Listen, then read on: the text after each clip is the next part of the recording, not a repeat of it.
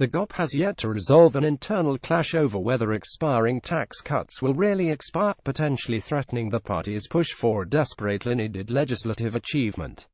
On one side are the White House and top congressional Republicans, who argue that ultimately all the tax cuts in the plan will be extended, even the ones slated to lapse.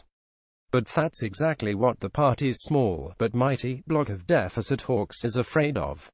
Story continued below. And as the Senate steams toward a vote next week on its massive tax overhaul, the fight over the bill's true sticker price may be the deciding factor for the bill. It was bad enough, in the deficit hawks' view, that key provisions in the House bill expire in 5 years and that lawmakers already assume they'll get extended. But the concerns multiplied after the revised Senate GOP tax plan proposed winding down a host of popular tax cuts for individuals after 2025.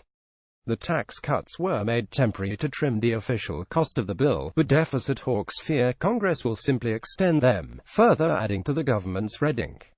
The savings, the score, it just isn't valid because you know that they're not going to follow through, Sen. Jeff Flake Rares, an avowed fiscal conservative, said in a recent interview. You can't assume that we'll grow a backbone later. If we can't do it now, then it's tough to do it later. The collision between what most Republicans see as simple political reality, keeping popular tax cuts for voters, and deep deficit worries from influential GOP senators could derail the tax reform efforts, particularly if and when the chambers try to meld their tax proposals in the coming weeks. By signing up, you agree to receive email newsletters or alerts from Politico. You can unsubscribe at any time. The deficit hawks decry what they see as gimmicks in the plan, particularly writing in an expiration date for tax breaks with no intention of letting them die. While the official price tag for the Senate tax plan may be $1.4 trillion, extending all the expiring provisions would bump up that cost by another $500 billion, according to the fiscal watchdog group Committee for a Responsible Federal Budget. Republicans leading the tax charge have said that the tax cuts expire merely to fit within the parameters set up by complicated Senate rules. And they brush off attacks from Democrats who note that the cuts are permanent for corporations but temporary for regular people. Republicans say Democrats should help them make those cuts permanent, which would require 60 votes on the floor, something Democrats are unlikely to do. Speaker Paul Ryan RWIs has publicly blamed the Senate rules as the reason some provisions in the House bill, like a family tax credit, expire after 5 years. He recently told reporters he thinks future Congresses will extend them.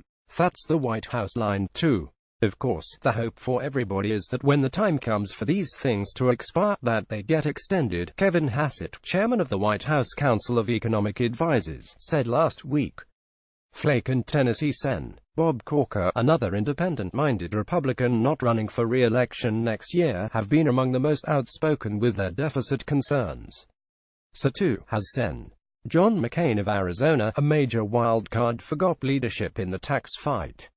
But other Republicans have gradually become more vocal about their own deficit worries, with Sens. Todd Young of Indiana and James Lankford of Oklahoma among them. GOP leaders can only lose 2 votes before the tax bill tanks.